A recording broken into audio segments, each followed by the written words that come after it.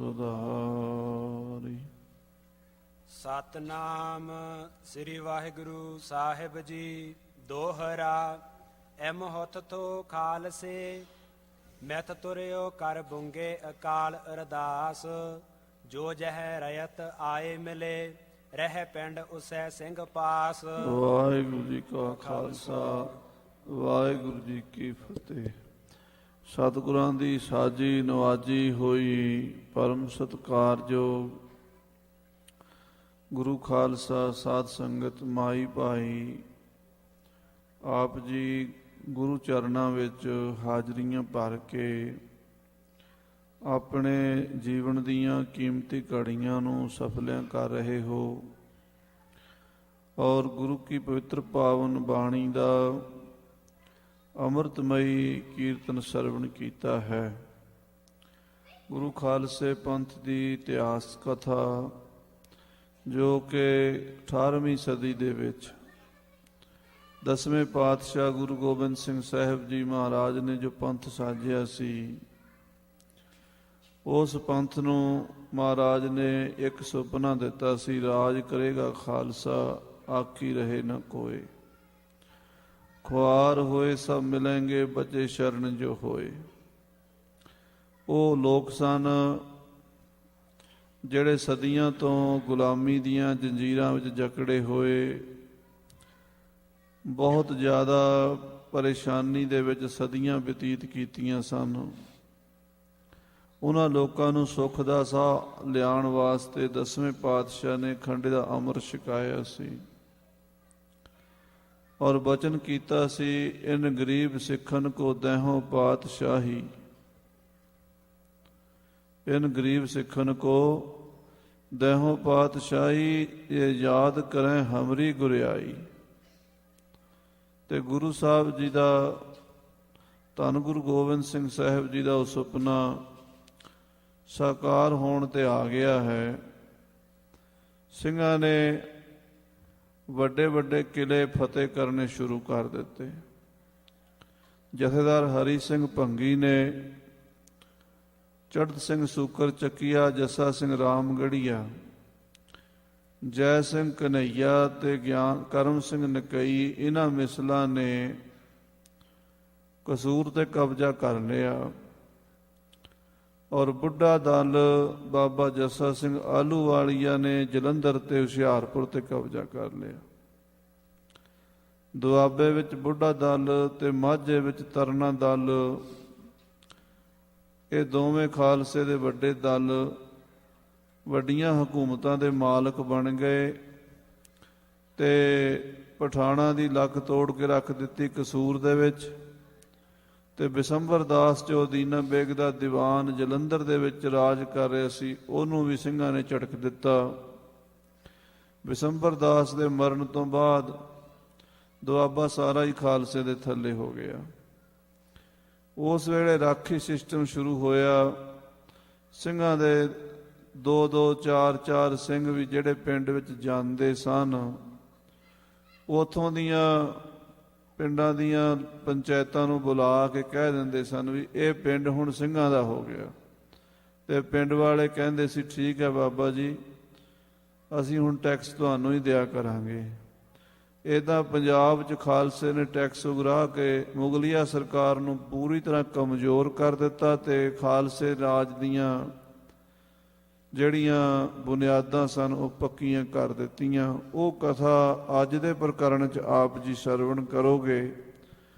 ਦੇਖੋ ਕਿਵੇਂ ਸਿੰਘਾਂ ਨੇ ਸ਼ੁਰੂ 'ਚ ਰਾਜ ਕਿਵੇਂ ਕਾਇਮ ਕੀਤਾ ਸੀ, ਕਿੱਦਾਂ ਕਿੱਦਾਂ ਸਿੰਘ ਕਾਮਯਾਬ ਹੋਏ ਸਨ, ਜਿਹਨਾਂ ਬਾਰੇ ਲਿਖਿਆ ਹੈ, ਭੂਰੀਆਂ ਵਾਲੇ ਰਾਜੇ ਕੀਤੇ, ਮੁਗਲਾਂ ਜ਼ਹਿਰ ਪਿਆਲੇ ਪੀਤੇ। ਸਾਈਂ ਬੁੱਲੇ ਸ਼ਾਹ ਦੀ ਕਵਿਤਾ ਹੈ। ਉਹ ਕਹਿੰਦੇ ਭੂਰੀਆਂ ਵਾਲੇ, ਭੂਰੀਆਂ ਮੈਨੇ ਖੇਸੀਆਂ ਤੇ ਕੰਬਲੀਆਂ ਦੇ ਬੁੱਕਲ ਮਾਰ ਕੇ ਰਹਿਣ ਵਾਲੇ, ਭੂਰੀਆਂ ਵਾਲੇ ਰਾਜੇ ਕੀਤੇ, ਮੁਗਲਾਂ ਜ਼ਹਿਰ ਪਿਆਲੇ ਪੀਤੇ। ਉਹ ਭੂਰੀਆਂ ਵਾਲੇ ਜਿਨ੍ਹਾਂ ਦੇ ਕੋਲ ਖਾਣ ਨੂੰ ਰੋਟੀ ਨਹੀਂ ਸੀ ਹੁੰਦੀ, ਪਾਉਣ ਨੂੰ ਕੱਪੜਾ ਨਹੀਂ ਸੀ। ਗੁਰੂ ਗੋਬਿੰਦ ਸਿੰਘ ਸਾਹਿਬ ਜੀ ਦੇ ਖੰਡੇ ਬਾਟੇ ਦੇ ਅੰਮ੍ਰਿਤ ਦੀ ਸ਼ਕਤੀ ਨਾਲ ਉਹ ਰਾਜੇ ਮਹਾਰਾਜੇ ਕਿਸ ਤਰ੍ਹਾਂ ਬਣ ਗਏ, ਅੱਜ ਦੇ ਪ੍ਰਕਰਣਾਂ 'ਚ ਇਹ ਪ੍ਰਸੰਗ ਆਵੇਗਾ।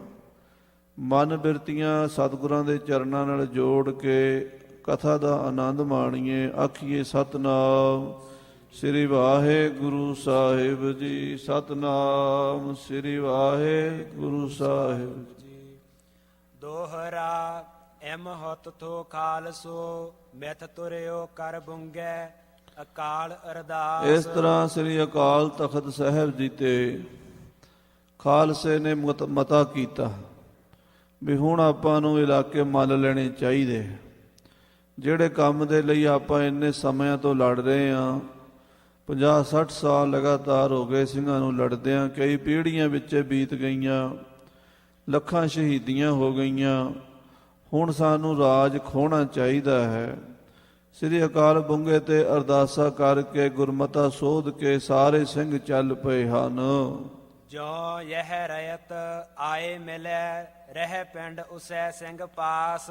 ਔਰ ਫੇਰ ਸਿੰਘ ਤੁਰੇ ਹਨ, ਪਿੰਡਾਂ ਦੇ ਵਿੱਚੋਂ ਦੀ ਲੰਘਦੇ ਹਨ ਘੋੜੇ ਤੇ ਸਵਾਰ ਹੋ ਕੇ। ਕੱਲਾ ਕੱਲਾ ਸਿੰਘ ਜਿਹੜੇ ਪਿੰਡ ਜਾਂਦਾ ਹੈ ਤੇ ਘੋੜੇ ਤੇ ਖਲੋ ਕੇ ਪਿੰਡ ਦੇ ਲੋਕਾਂ ਨੂੰ ਆਵਾਜ਼ ਮਾਰ ਕੇ ਬਾਹਰ ਹੀ ਸੱਦ ਲੈਂਦਾ। ਪਿੰਡ ਦੇ ਬੰਦੇ ਬਾਹਰ ਆ ਜਾਂਦੇ, ਸਿੰਘ ਨੂੰ ਦੇਖ ਕੇ ਹੱਥ ਜੋੜ ਕੇ ਖਲੋ ਜਾਂਦੇ ਤੇ ਉਹ ਸਿੰਘ ਕਹਿ ਦਿੰਦਾ ਵੀ ਆ ਤੁਹਾਡਾ ਪਿੰਡ ਅੱਜ ਤੋਂ ਬਾਅਦ ਖਾਲਸੇ ਦੇ ਰਾਜ ਵਿੱਚ ਰਲ ਗਿਆ ਤੇ ਹੁਣ ਤੁਸੀਂ ਅੱਜ ਤੋਂ ਬਾਅਦ ਕਿਸੇ ਮੁਗਲੀਆ ਹਕੂਮਤ ਨੂੰ ਕੋਈ ਟੈਕਸ ਨਹੀਂ ਦੇਣਾ। ਆਪਣਾ ਟੈਕਸ ਜਿਹੜਾ ਉਹ ਖਾਲਸੇ ਨੂੰ ਦੇਣਾ ਹੈ। ਡੇਰਾ ਲੁੱਟ ਤੋਂ ਸਿੰਘ ਮੁੜੇ ਬੜੇ ਸੋ ਮੁਲਕ ਹੈ ਦੌੜ। ਸੋ ਖਾਲਸਾ ਜੀ ਜਦੋਂ ਜਲੰਧਰ ਦੇ ਉੱਤੇ ਕਬਜ਼ਾ ਹੋ ਗਿਆ, ਕਸੂਰ ਤੇ ਕਬਜ਼ਾ ਹੋ ਗਿਆ, ਇਹ ਵੱਡੀਆਂ ਰਿਆਸਤਾਂ ਸਨ। ਬਾਕੀ ਪੰਜਾਬ ਦੇ ਪਿੰਡਾਂ 'ਚੋਂ ਸਿੰਘਾਂ ਨੇ ਇੱਦਾਂ ਆਪੋ ਆਪਣੇ ਡੇਰੇ ਬਿਠਾ ਦਿੱਤੇ ਤੇ ਮੁਗਲਾਂ ਦੇ ਜਿਹੜੇ ਸਨ ਕਬਜ਼ੇ ਉਹ ਢਿੱਲੇ ਪੈਣੇ ਸ਼ੁਰੂ ਹੋ ਗਏ। ਜੋ ਜਿਸ ਜਗ੍ਹਾ ਵੜ ਬਹਿਓ ਕੱਢਿਓ ਨਾ ਤੈਨ ਇਸ ਠੌਰ। ਜਿਹੜਾ ਸਿੰਘ ਜਿਹੜੀ ਥਾਂ ਤੇ ਜਾ ਕੇ ਬਹਿ ਜਾਂਦਾ ਸੀ ਉੱਥੋਂ ਦਾ ਉਹ ਮਾਲਕ ਹੁੰਦਾ ਸੀ।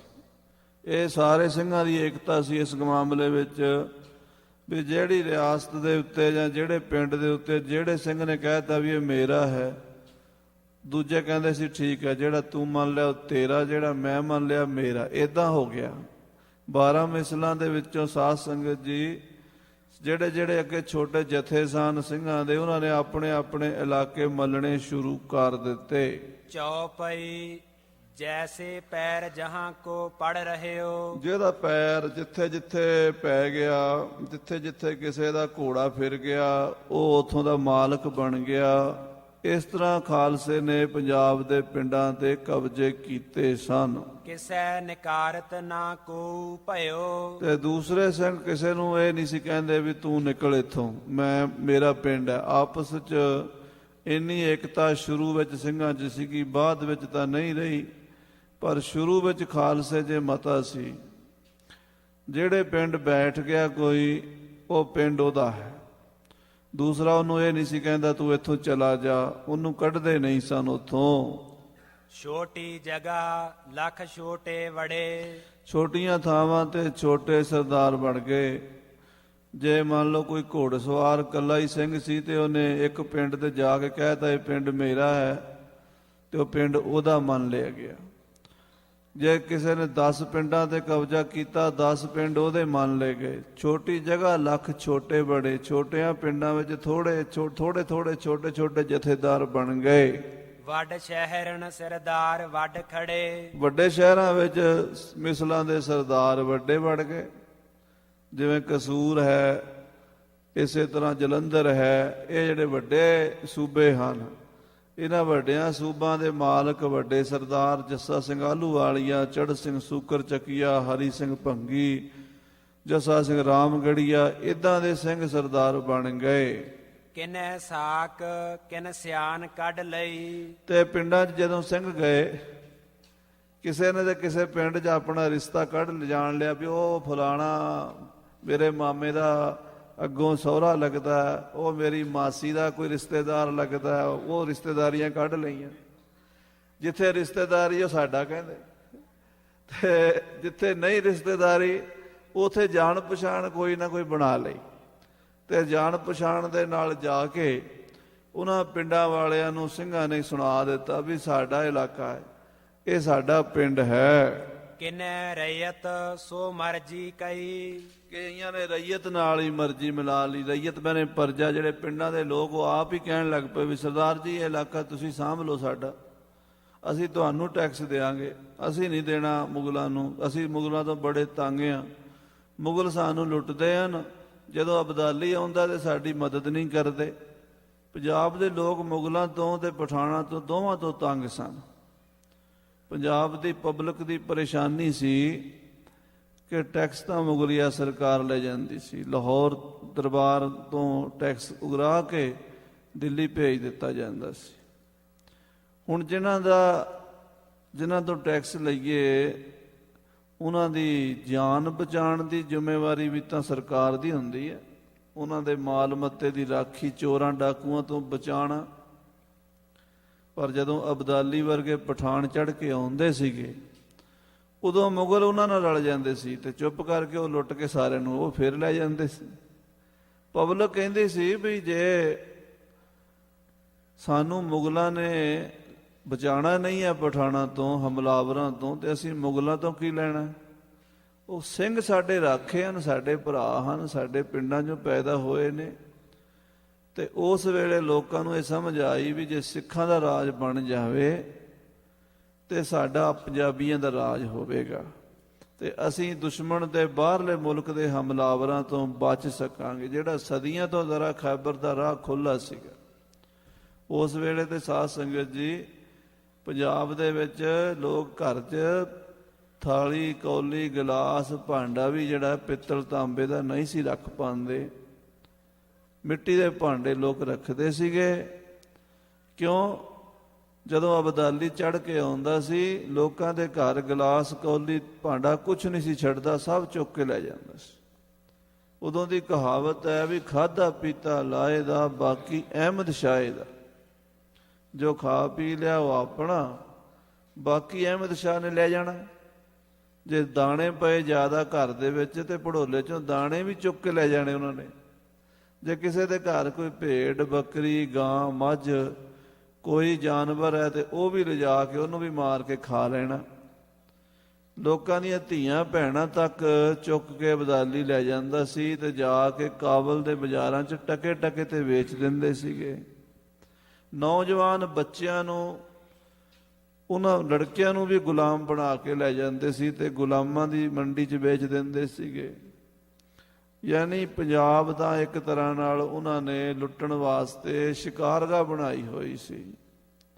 ਹੁਣ ਉਹ ਪੰਜਾਬ ਦੇ ਲੋਕਾਂ ਨੂੰ ਮਹਿਸੂਸ ਹੋਇਆ, ਭਾਵੇਂ ਉਹ ਹਿੰਦੂ ਸਨ, ਭਾਵੇਂ ਮੁਸਲਮਾਨ ਸਨ, ਜਿਹੜੇ ਪੰਜਾਬੀ ਸਨ, ਉਹ ਕਹਿੰਦੇ ਆਪਾਂ ਕੀ ਲੈਣਾ ਮੁਗਲਾਂ ਤੋਂ ਤੇ ਕੀ ਲੈਣਾ ਪਠਾਣਾਂ ਤੋਂ, ਉਹ ਤੇ ਸਾਨੂੰ ਲੁੱਟਦੇ ਨੇ। ਸਿੰਘਾਂ ਨੂੰ ਆਪਾਂ ਦਈਏ, ਸਿੰਘ ਸਾਡੀ ਰਾਖੀ ਕਰਨਗੇ। ਤੇ ਸਿੰਘ ਪਿੰਡਾਂ 'ਚ ਜਾ ਕੇ ਕਹਿਣ ਲੱਗੇ ਅਸੀਂ ਤੁਹਾਡੀ ਰਾਖੀ ਕਰਾਂਗੇ, ਤੁਸੀਂ ਮੁਗਲ ਹਕੂਮਤ ਨੂੰ ਟੈਕਸ ਨਹੀਂ ਦੇਣਾ, ਹੁਣ ਖਾਲਸੇ ਨੂੰ ਟੈਕਸ ਦਿਆ ਕਰੋ। ਕਿਨੈ ਅਚਾਨਕ ਸੁਣੀ ਤਕਾਈ। ਕਿਸੇ ਦੀ ਜਾਣ ਪਛਾਣ ਕਿਸੇ ਪਿੰਡ 'ਚ, ਉੱਥੇ ਜਾ ਕਬਜ਼ਾ ਕਰ ਲਿਆ ਸਿੰਘਾਂ ਨੇ। ਕਿਤੇ ਖਬਰ ਮਿਲੀ ਅਚਾਨਕ ਹੀ ਵੀ ਪਿੰਡ ਖਾਲੀ ਪਿਆ, ਉਹਦਾ ਕੋਈ ਵਾਲੀ ਵਾਰਸ ਨਹੀਂ, ਉੱਥੇ ਜਾ ਕੇ ਸਿੰਘਾਂ ਨੇ ਝੰਡੇ ਗੱਡ ਦਿੱਤੇ। ਐਮ ਕਰ ਲੀਨੋ ਮੁਲਕ ਮਲਾਈ। ਏਦਾਂ ਸਿੰਘਾਂ ਨੇ ਪੰਜਾਬ ਦਾ ਇਲਾਕਾ ਬਹੁਤ ਸਾਰਾ ਮੁਲਕ ਮੱਲ ਲਿਆ।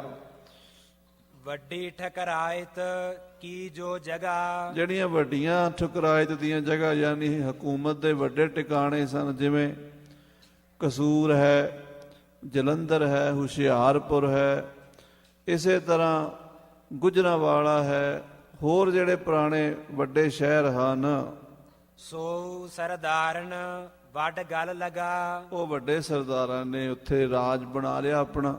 ਗੁਜਰਾਂਵਾਲੇ ਵਿੱਚ ਚੜ੍ਹਤ ਸਿੰਘ ਸੂਕਰ ਚੱਕੀਏ ਨੇ, ਇਸੇ ਤਰ੍ਹਾਂ ਬਾਬਾ ਜੱਸਾ ਸਿੰਘ ਜੀ ਦੁਆਬੇ ਜਾ ਬੈਠੇ।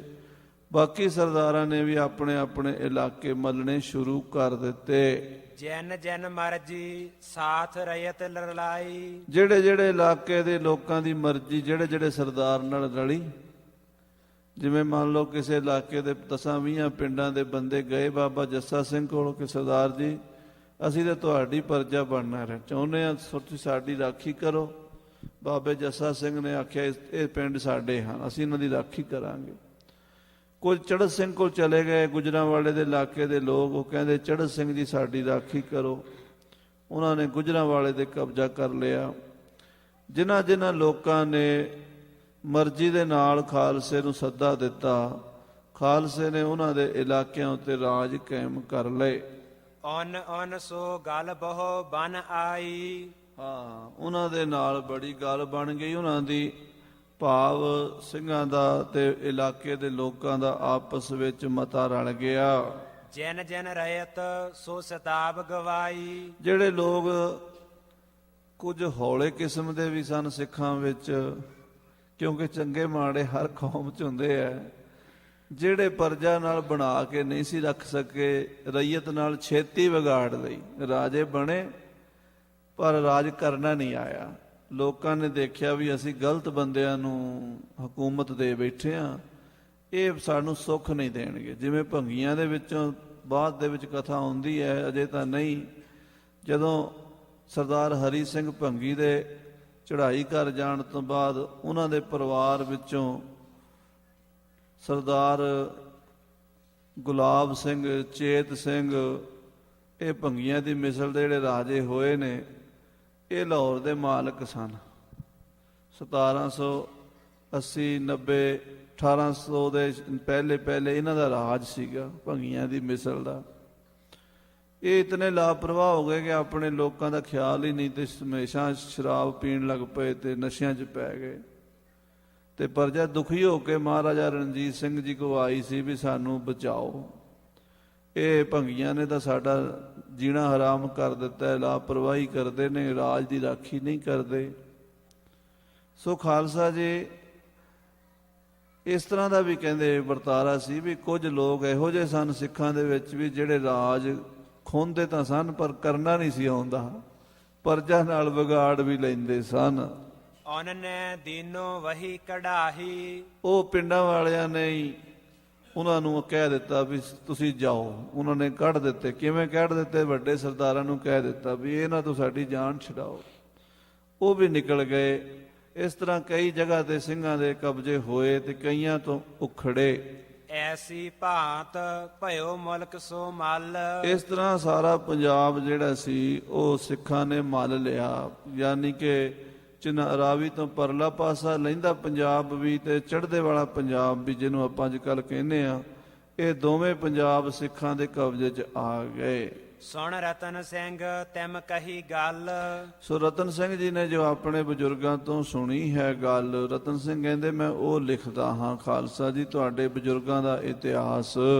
ਦੋਹਰਾ ਜੇ ਕੋ ਕੈਸ ਕੋ ਫਿਰ ਕੱਢੈ ਤੋ ਮਿਸਲ ਉਪਰਲ ਹੋਏ। ਜੇਕਰ ਕੋਈ ਕਿਸੇ ਨੂੰ ਕੱਢਣ ਦੀ ਕੋਸ਼ਿਸ਼ ਕਰੇ ਧੱਕੇ ਨਾਲ, ਆਪਸ ਚ ਕਿਤੇ ਸਿੰਘਾਂ ਦਾ ਜੇ ਮੰਨ ਲਓ ਝਗੜਾ ਹੋ ਗਿਆ, ਇੱਕ ਸਰਦਾਰ ਹੈ ਜਾਂ ਕੋਈ ਪਿੰਡ ਦਾ ਮਾਲਕ ਚੌਧਰੀ ਬਣ ਗਿਆ ਤੇ ਦੂਜਾ ਉਹਨੂੰ ਧੱਕੇ ਨਾਲ ਉੱਥੋਂ ਕੱਢੇ, ਆਪਸ ਚ ਉਹਨਾਂ ਦਾ ਝਗੜਾ ਹੋ ਜਾਵੇ, ਦੋ ਦਾਅਵੇਦਾਰ ਹੋ ਜਾਣ, ਤਾਂ ਫਿਰ ਉਹਦੇ ਵਿੱਚ ਕੀ ਕਰਦੇ ਸੀ? ਜਿਹੜੀ ਵੱਡੀ ਮਿਸਲ ਹੁੰਦੀ ਸੀ ਨਾ, ਉਹ ਮਿਸਲ ਦੇ ਵੱਡੇ ਰਾਜੇ ਜਿਹੜੇ ਸੀ ਉਹ ਦਖਲ ਦਿੰਦੇ ਸੀ। ਸਿੱਖ ਰਾਜੇ, ਸਿੱਖ ਸਰਦਾਰ ਪੰਥਕ ਤੌਰ ਤੇ ਉਹਨਾਂ ਦਾ ਫੈਸਲਾ ਕਰਾਉਂਦੇ ਸੀ। ਜੋ ਪਹਿਲੋ ਕੋ ਵੜ ਬਹਿਓ ਉਸੈ ਦਵਾਵੈ ਸੋਏ। ਜਿਹੜਾ ਪਹਿਲਾਂ ਕਬਜ਼ਾ ਕਰਿਆ ਹੋਵੇ ਉਹਨੂੰ ਦਵਾਉਂਦੇ ਵੀ ਪਹਿਲ ਤੇਰੀ ਹੈ ਬਈ। ਉਹ ਫਿਰ ਫੈਸਲਾ ਕਰਦੇ ਸੀ, ਨਿਆਂ ਕਰਦੇ ਸੀ, ਉਹ ਪੁੱਛਗਿੱਛ ਕਰਦੇ ਸੀ ਦੋਵਾਂ ਪਾਸਿਆਂ ਤੋਂ, ਦੋਵਾਂ ਪੱਖਾਂ ਦੀ ਗੱਲ ਸੁਣ ਕੇ। ਜਿਹਦਾ ਪਹਿਲਾਂ ਕਬਜ਼ਾ ਹੋਵੇ ਉਹਦੇ ਹੱਕ ਵਿੱਚ ਫੈਸਲਾ ਕਰਕੇ ਦੂਜੇ ਨੂੰ ਕਹਿੰਦੇ ਸੀ ਵੀ ਤੂੰ ਭਾਈ ਹੋਰ ਕੋਈ ਜਗ੍ਹਾ ਦੇਖ ਲੈ, ਇਹ ਪਿੰਡ ਦੇ ਫਲਾਣੇ ਸਰਦਾਰ ਦੇ ਹਿੱਸੇ ਆਉਂਦਾ, ਉਹਨੂੰ ਹੀ ਮਿਲਣਾ ਹੈ। ਹਾਂਜੀ। ਚੌਪਈ ਪਹਿਲੋ ਥੇ ਸਿੰਘ ਹੁਤੇ ਅਕਾਰੇ। ਹੁਣ ਜਦੋਂ ਸਿੱਖਾਂ ਨੇ ਰਾਜ ਖੋਹਣਾ ਸ਼ੁਰੂ ਕੀਤਾ ਉਦੋਂ ਸਿੱਖ ਕੱਲੇ ਦੁਕੱਲੇ ਸਨ, ਥੋੜੇ ਸਨ। ਮੁਲਕ ਲੁੱਟ ਹੋਏ ਦੋਏ ਦੋਏ ਚਾਰੇ। ਜਦੋਂ ਮੁਲਕ ਲੁੱਟਣ ਲੱਗੇ, ਇਲਾਕਿਆਂ ਤੇ ਕਬਜ਼ਾ ਕਰਨ ਲੱਗੇ, ਦੋ ਦੋ ਚਾਰ ਚਾਰ ਸਿੰਘਾਂ ਨੇ ਪਿੰਡਾਂ ਤੇ ਕਬਜ਼ਾ ਕਰ ਲਿਆ। ਸਾਡੇ ਅੰਬਾਲੇ ਦੇ ਕੋਲ ਜੀਟੀ ਰੋਡ ਦੇ ਉੱਤੇ ਇੱਕ ਸ਼ਹਿਰ ਆਉਂਦਾ ਹੈ ਸ਼ਾਹਬਾਦ ਮਾਰਕੰਡਾ। ਉਹ ਸ਼ਾਹਬਾਦ ਮਾਰਕੰਡਾ ਜਿਹੜਾ ਹੈ, ਉੱਥੇ ਕਹਿੰਦੇ ਨੇ ਤੁਰਕਾਂ ਦੀ ਛਾਉਣੀ ਸੀਗੀ ਬਹੁਤ ਵੱਡੀ, ਤੇ 400-500 ਸਿਪਾਹੀ ਕਿਲੇ ਦੇ ਵਿੱਚ ਸੀਗਾ। ਤੇ ਉੱਥੇ ਉਹ ਕਿਲਾ ਜਿਹੜਾ ਸੀ ਜਾਂ ਉੱਥੇ ਜਿਹੜਾ ਠਾਣਾ ਸੀਗਾ, ਉੱਥੇ 5 ਸਿੰਘ ਆਏ ਜੰਗਲ ਚੋਂ ਨਿਕਲ ਕੇ, ਤੇ ਉਹਨਾਂ 5 ਨੇ ਸਲਾਹ ਕੀਤੀ ਵੀ ਆਪਾਂ ਕਿਲੇ ਤੇ ਕਬਜ਼ਾ ਕਰਨਾ। ਅੱਗੇ ਸੀਗੇ 4-500 ਤੇ ਉਹ ਸੀਗੇ ਸਿਰਫ 5 ਜਣੇ। ਉਹ ਕਹਿੰਦੇ ਠੀਕ ਹੈ, 2 ਜਣੇ ਦੇ ਕਿਲੇ ਦੇ ਦਰਵਾਜ਼ੇ ਵੱਲੋਂ ਦੀ ਅੱਗੋਂ ਦੀ ਜਿਹੜਾ ਠਾਣੇ ਦਾ ਬੂਹਾ ਹੁੰਦਾ ਨਾ, ਗੇਟ ਹੁੰਦਾ, ਉਧਰ ਚਲੇ ਗਏ, ਤੇ 3 ਪਿਛਲੇ ਪਾਸਿਓਂ, ਤੇ ਜਾ ਕੇ ਠਾਣੇ ਦੇ ਬੂਹੇ ਅੱਗੇ ਜਕਾਰਾ ਗਜਾਇਆ ਬੜੇ ਜ਼ੋਰ ਨਾਲ। ਜਦੋਂ ਜਕਾਰਾ ਗਜਾਇਆ ਤੇ ਉਹ ਜਿਹੜਾ ਸੰਤਰੀ ਸੀ ਨਾ, ਜਿਹੜਾ ਪਹਿਰੇ ਤੇ ਬੰਦੂਕ ਲੈ ਕੇ ਖੜਾ ਹੁੰਦਾ ਬਾਹਰ ਪਹਿਰੇਦਾਰ, ਉਹ ਡਰ ਗਿਆ ਤੇ ਉਹਨੂੰ ਜਾ ਕੇ ਕਹਿੰਦੇ ਠਾਣਾ ਖਾਲੀ ਕਰ ਦਿਓ, ਖਾਲਸੇ ਦਾ ਦਲ ਆ ਗਿਆ, ਫੌਜਾਂ ਆ ਗਈਆਂ। ਉਹ ਸੰਤਰੀ ਕਹਿੰਦਾ ਕਿੰਨੀਆਂ ਕੁ ਫੌਜਾਂ ਆ ਗਈਆਂ? ਕਹਿੰਦਾ 2 ਲੱਖ ਪਹੁੰਚ ਗਈਆਂ ਤੇ 3 ਲੱਖ ਆ ਰਹੀਆਂ। ਉਹ ਭੱਜ ਕੇ ਅੰਦਰ ਗਿਆ, ਉਹਨੇ ਜਾ ਕੇ ਆਖਿਆ ਵੀ 2 ਲੱਖ ਸਿੱਖ ਤਾਂ ਪਹੁੰਚ ਗਏ ਆ ਤੇ 3 ਲੱਖ ਕਹਿੰਦੇ ਹੋਰ ਆਉਣ ਵਾਲੇ ਆ, ਤੇ ਆਪਾਂ ਤਾਂ ਸਰਦਾਰ ਜੀ ਸਿਰਫ 400 ਬੰਦੇ ਆ, ਤੇ ਆਪਾਂ 400 ਬੰਦੇ 5 ਲੱਖ ਨਾਲ ਕਿੱਥੇ ਲੜਾਂਗੇ? ਉਹ ਕਹਿੰਦੇ ਫਟਾਫਟ ਘੋੜਿਆਂ ਦੇ ਪਾ ਕੇ ਕਾਠੀਆਂ, ਉਹ ਤਾਂ ਕੁਰਸ਼ੇਤਰ ਵੱਲ ਦੌੜ ਗਏ, ਪਰਾਂ ਨੂੰ ਕਰਨਾਲ ਵੱਲ। ਤੇ 5 ਸਿੱਖਾਂ ਨੇ ਸਵੇਰ ਨੂੰ ਝੰਡਾ ਲਾ ਕੇ, ਨਿਸ਼ਾਨ ਸਾਹਿਬ ਲਾ ਕੇ, ਗੁਰਦੁਆਰਾ ਬਣਾ ਕੇ, ਉੱਥੇ ਗੁਰਦੁਆਰਾ ਮਸੀਤ ਸੀਗੀ ਪਹਿਲਾਂ ਤਾਂ, ਉਹ ਮਸੀਤ ਦਾ ਨਾਂ ਰੱਖ ਦਿੱਤਾ ਗੁਰਦੁਆਰਾ ਮਸਤਗੜ੍ਹ ਸਾਹਿਬ। ਹੁਣ ਉਸ ਗੁਰਦੁਆਰੇ ਦਾ ਨਾਮ ਮਸਤਗੜ੍ਹ ਹੈ, ਮਸੀਤ ਵਿੱਚ ਬਣਿਆ ਹੋਇਆ। ਤੇ ਉੱਥੇ ਜਿਹੜਾ ਮਸੀਤ ਦੇ ਲਾਗੇ ਕਿਲਾ ਹੈ, ਉਹਨੂੰ ਕਿਲਾ ਸਿੱਖਾਂ ਬੋਲਦੇ ਆ, ਅਜੇ ਵੀ ਉਹ 'ਚ ਜਗੀਰਦਾਰ ਸਿੱਖਾਂ ਦੇ ਘਰ ਵਸਦੇ। ਇੱਦਾਂ 5 ਸਿੱਖਾਂ ਨੇ ਹੀ ਪੂਰਾ ਠਾਣਾ ਜਿਹੜਾ ਸੀਗਾ ਸ਼ਾਹਬਾਦ ਮਾਰਕੰਡਾ ਉਹ ਖੋਹ ਲਿਆ। ਇੱਦਾਂ ਕਈ ਥਾਵਾਂ ਤੇ ਹੋਇਆ। ਸੋ 5-5 4-4 ਸਿੰਘ ਜਾਂਦੇ ਤੇ ਜਾ ਕੇ ਦਬਕਾ ਮਾਰ ਦਿੰਦੇ ਚੌਧਰੀਆਂ ਨੂੰ ਵੀ ਕਿਲਾ ਖਾਲੀ ਕਰ ਜਾਓ, ਫੌਜਾਂ ਆ ਰਹੀਆਂ। ਤੇ ਉਹ ਕਹਿੰਦੇ ਲਓ ਜੀ ਚਾਬੀਆਂ, ਤੇ ਤੁਸੀਂ ਰਾਜ ਭਾਗ ਸੰਭੋ, ਅਸੀਂ ਤਾਂ ਤੁਹਾਡੇ ਤੋਂ ਜਾਨ ਬਖਸ਼ਾਉਂਦੇ ਆ। ਇੱਦਾਂ ਸਿੰਘਾਂ ਨੇ ਫਿਰ ਇਲਾਕੇ ਮੱਲਣੇ ਸ਼ੁਰੂ ਕਰ ਦਿੱਤੇ। ਆਈ ਉਗਰਾਹੀ ਉਨ ਕੈ ਪਾਸ। ਜਦੋਂ ਫਿਰ ਇਲਾਕੇ ਮੱਲ ਲਏ ਤੇ ਪਿੰਡਾਂ ਦੇ ਵਿੱਚੋਂ ਉਗਰਾਹੀ ਜਿਹੜੀ ਟੈਕਸ ਦੀ ਸੀ ਉਹ ਖਾਲਸੇ ਕੋਲ ਆਉਣ ਲੱਗ ਪਈ। ਮਾਮਲਾ ਜਿਹੜਾ ਸਰਕਾਰ ਕੋਲ ਜਾਂਦਾ ਸੀ, ਦਿੱਲੀ ਜਾਂ ਲਾਹੌਰ ਜਾਂਦਾ ਸੀ, ਉਹ ਸਿੱਖਾਂ ਕੋਲ ਆਉਣ ਲੱਗਾ। ਕਿੰਨੇ ਸੈਕਰ ਕਿਨ ਰੱਖੇ 50। ਫਿਰ ਉਹਨਾਂ ਨੇ ਫੌਜ ਭਰਤੀ ਕਰਨੀ ਸ਼ੁਰੂ ਕਰ ਦਿੱਤੀ। ਕਿਉਂ? ਹੁਣ 2-4 ਨਾਲ ਤਾਂ ਕੰਮ ਰਾਜ ਨਹੀਂ ਚੱਲਦਾ, ਫੌਜ ਚਾਹੀਦੀ ਹੈ। ਉਹ ਜਿਹੜੇ 2-4 ਸਿੰਘ ਹੁੰਦੇ ਸੀਗੇ ਉਹ ਆਪ ਤੇ ਬਣ ਜਾਂਦੇ ਸੀ ਸਰਦਾਰ, ਤੇ ਬਾਕੀ ਪਿੰਡਾਂ 'ਚੋਂ ਕਹਿੰਦੇ ਆਓ ਤੁਹਾਨੂੰ ਤਨਖਾਹ ਦੇਵਾਂਗੇ, ਫੌਜ ਭਰਤੀ ਹੋਵੋ। ਜਿਹੜੇ ਤੇ ਹੁੰਦੇ ਸੀ ਸਿੱਖ ਉਹ ਤਾਂ ਭੱਜ ਕੇ ਆ ਜਾਂਦੇ ਸੀ ਵੀ ਚਲੋ ਗੁਰੂ ਦੀ ਫੌਜ ਹੈ, ਤੇ ਜਿਹੜੇ ਦੂਸਰੇ ਹੁੰਦੇ ਸੀ ਉਹ ਤਨਖਾਹ ਦੇ ਲਾਲਚ ਨਾਲੋਂ ਆ ਜਾਂਦੇ ਸੀ ਵੀ ਤਨਖਾਹ ਵੀ ਮਿਲੇਗੀ, ਆਪਾਂ ਨੌਕਰੀ ਕਰਨੀ ਹੈ। ਇੱਥੋਂ ਤੱਕ ਵੀ ਜੇ ਲੋੜ ਪਈ ਤੇ ਮੁਸਲਮਾਨ ਬੰਦੇ ਵੀ ਫੌਜ ਭਰਤੀ ਕਰ ਲਏ, ਹਿੰਦੂ ਵੀ ਕਰ ਲਏ, ਸਿੱਖ ਵੀ ਕਰ ਲਏ। ਫੌਜ ਸਰਕਾਰ ਵਿੱਚ ਤਾਂ ਇੱਦਾਂ ਹੀ ਚੱਲਦਾ ਕੰਮ। ਤਾਂ ਫਿਰ ਇਹਨਾਂ ਨੇ ਕਿਸੇ ਨੇ 100 ਕਿਸੇ ਨੇ 200 ਸਿਪਾਹੀ ਭਰਤੀ ਕਰ ਲਏ ਤੇ ਇਲਾਕਿਆਂ ਦੇ ਉੱਤੇ ਰਾਜ ਕਰਨ ਲੱਗੇ ਸਿੱਖ। ਦੋਹਰਾ ਅਬ ਸੁਣ ਗੱਲ ਉਸ ਵੱਲ, ਕੀ ਕਸੂਰ ਮਾਰ ਰਹੇ ਰੱਜ। ਹੁਣ ਮਾਝੇ ਦੀ ਗੱਲ ਸੁਣੋ। ਮਾਝੇ ਵਿੱਚ ਜਥੇਦਾਰ ਹਰੀ ਸਿੰਘ ਭੰਗੀ ਨੇ, ਚੜ੍ਹ ਸਿੰਘ ਸੂਕਰ ਚੱਕੀਏ ਨੇ, ਜੱਸਾ ਸਿੰਘ ਰਾਮਗੜੀਏ ਨੇ, 5 ਮਿਸਲਾਂ ਨੇ ਕਸੂਰ ਫਤਿਹ ਕੀਤੀ ਸੀ। ਕੱਲ ਪਰਸੋਂ ਆਪਾਂ ਇਹ ਕਥਾ ਸੁਣੀ ਹੈ। ਕਸੂਰ ਵਿੱਚੋਂ ਕਈ ਕਰੋੜਾਂ ਰੁਪਈਏ ਦਾ ਖਜ਼ਾਨਾ ਸਿੱਖਾਂ ਦੇ ਹੱਥ ਲੱਗਾ, ਕਰੋੜਾਂ ਦੇ ਹਿਸਾਬ ਨਾਲ। ਇੰਨਾ ਮਾਲ ਸਿੱਖਾਂ ਨੂੰ ਮਿਲਿਆ, ਇੰਨੇ ਹਾਥੀ ਘੋੜੇ ਹਥਿਆਰ ਤੋਪਖਾਨੇ ਸਿੱਖ ਫੌਜਾਂ ਨੂੰ ਮਿਲੇ ਕਿ ਰੱਜ ਗਏ। ਕਈ ਪੁਸਤਾਂ ਦੀਆਂ ਕਹਿੰਦੇ ਆ ਵੀ ਭੁੱਖਾਂ ਨਿਕਲ ਗਈਆਂ, ਇੰਨਾ ਖਜ਼ਾਨਾ ਸਿੱਖਾਂ ਕੋਲ ਆ ਗਿਆ। ਮਾਰਿਓ ਬਸੰਬਰ ਅਨ ਸੁਨਿਓ ਔਰ ਮੁਲਕ ਲਿਓ ਦੱਬ। ਉਹਨਾਂ ਮਾਝੇ ਵਾਲਿਆਂ ਨੂੰ ਪਤਾ ਲੱਗਾ ਵੀ ਬੁੱਢੇ ਦਲ ਨੇ ਜਾ ਕੇ ਦੁਆਬਾ ਫਤਿਹ ਕਰ ਲਿਆ, ਬਿਸੰਬਰ ਦਾਸ ਮਾਰ ਲਿਆ ਹੈ ਤੇ ਦੁਆਬੇ ਉੱਤੇ ਕਬਜ਼ਾ ਕਰ ਗਿਆ ਜੱਸਾ ਸਿੰਘ ਆਹਲੂਵਾਲੀਆ। ਚੌਪਈ ਮੁਲਕ ਉਹਨੇ ਏਕਲ ਮਲ ਲਿਆ। ਕਹਿੰਦੇ ਉਹਨਾਂ ਨੇ ਤੇ ਕੱਲਿਆਂ ਨੇ ਹੀ ਦੁਆਬਾ ਸਾਰਾ ਕਬਜ਼ੇ 'ਚ ਕਰ ਲਿਆ। ਬੁੱਢੇ ਦਲ ਵਾਲਿਆਂ ਨੇ ਸਾਰੇ ਦੁਆਬੇ ਤੇ ਕੱਲਿਆਂ ਨੇ ਕਬਜ਼ਾ ਕਰ ਲਿਆ ਹੈ। ਅਬ ਹਮਕੋ ਕਬ ਉਨ ਹਿੱਸਾ ਦਿਆ। ਉਹਨਾਂ ਨੇ ਹੁਣ ਸਾਨੂੰ ਕਿੱਥੇ ਹਿੱਸਾ ਦੇਣਾ। ਫਿਰ ਆਪਸ ਹਿੱਸੇਦਾਰੀਆਂ ਤੇ ਆ ਗਏ ਸਿੱਖ। ਇਹ ਵੀ ਸਾਡੇ ਮੁੱਢ ਤੋਂ ਹੀ ਚੱਲਦਾ ਰਿਹਾ ਕੰਮ ਖਾਲਸੇ ਦਾ ਕਹਿੰਦੇ ਉਹਨਾਂ ਨੇ ਤਾਂ ਉਧਰ ਕਬਜ਼ਾ ਕਰ ਲਿਆ, ਹੁਣ ਸਾਨੂੰ ਹਿੱਸਾ ਕਦੋਂ ਦੇਣਗੇ? ਕਹਿ ਅਬ ਹਮ ਰਲ ਉਨ ਸੋ ਲਰੀਏ। ਜਾਂ ਤਾਂ ਆਪਾਂ ਇਕੱਠੇ ਹੋ ਕੇ ਉਹਨਾਂ ਨਾਲ ਲੜੀਏ, ਉਹਨਾਂ ਨੂੰ ਕਹੀਏ ਵੀ ਸਾਨੂੰ ਹਿੱਸਾ ਦਿਓ, ਕਹਿ ਕਛ ਔਰ ਹੈ ਉਦਮ ਕਰੀਏ। ਜਾਂ ਫਿਰ ਕੋਈ ਹੋਰ ਹੀਲਾ ਕਰੀਏ, ਉਪਰਾਲਾ ਕਰੀਏ ਕੋਈ। ਓਏ ਕਹੈ ਹਮ ਲੋਟਣੋ ਰਹੇ। ਉਹ ਕਹਿੰਦੇ ਅਸੀਂ ਤੇ ਦੂਜੇ ਜਿਹੜੇ ਨਾਲ ਦੇ ਸਨ ਕਹਿੰਦੇ ਆਪਾਂ ਨੂੰ ਹੁਣ ਕੀ ਲੋੜ ਆ, ਉਹ ਵੀ ਆਪਣੇ ਭਰਾ ਨੇ, ਉਧਰ ਬੈਠੇ ਖਾਈ ਜਾਣ, ਆਪਾਂ ਇੱਧਰ, ਆਪਣੇ ਕੋਲ ਕਿਹੜਾ ਕਮੀ ਹੈ? ਆਪਾਂ ਕਸੂਰ ਲੁੱਟਿਆ, ਉਹਨਾਂ ਨੇ ਜਲੰਧਰ ਲੁੱਟਿਆ, ਕਸੂਰ ਦਾ ਖਜ਼ਾਨਾ ਜਲੰਧਰ ਨਾਲੋਂ ਵੀ ਜ਼ਿਆਦਾ ਹੈ। ਹੋਰ ਹੁਣ ਅਸੀਂ ਕੀ ਕਰਨਾ? ਇਹ ਹੀ ਖਾਈ ਚੱਲੀਏ ਤੇ ਮੁੱਕਦਾ ਨਹੀਂ ਸਾਥੋਂ। ਕਸੂਰ ਲੁੱਟ ਕੇ ਓਏ ਰੱਜ ਬਹਿ। ਉਹ ਆਪਾਂ ਕਸੂਰ ਲੁੱਟ ਕੇ ਬੈਠੇ ਆ, ਉਹ ਜਲੰਧਰ ਦਾ ਇਲਾਕਾ ਲੁੱਟ ਕੇ ਬੈਠੇ ਨੇ। ਇੱਧਰ ਬੁੱਢੇ ਦਲੀਏ ਗੱਲਾਂ ਕਰਨ ਲੱਗ ਪਏ, ਕਹਿੰਦੇ ਓਏ ਤਰਨੇ ਦਲ ਵਾਲਿਆਂ ਨੇ ਤਾਂ ਉਹ ਕਸੂਰ ਫਤਿਹ ਕਰ ਲਈ, ਉਹਨਾਂ ਕੋਲ ਬੜਾ ਮਾਲ ਹੈ, ਕਹਿੰਦੇ ਉਹਨਾਂ ਕੋਲੋਂ ਆਪਾਂ ਹਿੱਸਾ ਲਈਏ। ਅਬ ਕਿਆ ਹੋਤ ਹਮੈ ਪਛਤਾਵੈ। ਹੁਣ ਪਛਤਾਇਆ ਕੀ ਹੁੰਦਾ? ਕਹਿੰਦੇ ਆਪਾਂ ਇੱਧਰ ਆ ਗਏ, ਉਹਨਾਂ ਦਾ ਹੱਥ ਉੱਥੇ ਵੱਜ ਗਿਆ। ਉਹ ਇਹਨਾਂ ਦੀ ਥਾਲੀ ਦਾ ਲੱਡੂ ਮੋਟਾ ਸਮਝਦੇ ਆ ਤੇ ਇਹ ਉਹਨਾਂ ਦੀ ਥਾਲੀ 'ਚ ਲੱਡੂ ਮੋਟਾ। ਜਿਵੇਂ ਉਹ ਕਹਿੰਦੇ ਨਾ, ਆਪਣੀ ਅਗਲ ਬੇਗਾਨੀ ਮਾਇਆ ਸਭ ਨੂੰ ਜ਼ਿਆਦਾ ਲੱਗੇ। ਸਿਆਣਿਆਂ ਦੀ ਕਹਾਵਤ ਹੈ ਵੀ ਆਪਣੀ ਅਕਲ ਬੇਗਾਨੀ ਮਾਇਆ ਸਾਰਿਆਂ ਨੂੰ ਜ਼ਿਆਦਾ ਹੀ ਲੱਗਦੀ ਹੈ। ਤੇ ਉਹੀ ਗੱਲ ਹੈ ਵੀ ਜਿਹੜੇ ਉਧਰ ਬੈਠੇ ਸੀਗੇ ਮਾਝੇ ਵਿੱਚ, ਉਹਨਾਂ ਨੂੰ ਇੰਜ ਲੱਗੇ ਵੀ ਦੁਆਬੇ ਵਾਲਿਆਂ ਨੇ ਚੰਗਾ ਖਜ਼ਾਨਾ ਲੁੱਟ ਲਿਆ, ਉਹ ਤਾਂ ਸਾਰੇ ਦੁਆਬੇ ਦੇ ਮਾਲਕ ਬਣ ਗਏ।